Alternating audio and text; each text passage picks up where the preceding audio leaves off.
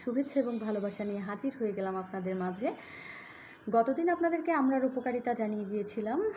আজ অপকারিতা বলবো না, যে কোনো খাবার পরিমিত পরিমাণে খাওয়া উচিত, সেরকম আমড়াকেও পরিমিত পরিমাণে খেতে হবে।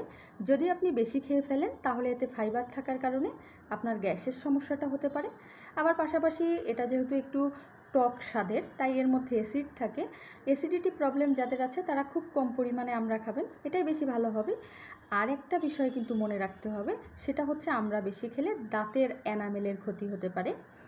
আরেকটা বিষয় রয়ে যায়, সেটা হচ্ছে পাকা আমড়াতে কিন্তু শর্করার পরিমাণটা বেশি থাকে, তাই যারা ডায়াবেটিস রোগী আছেন তারা একটু চেষ্টা করবেন যাতে করে পাকা আমড়া থেকে দূরে থাকা যায়।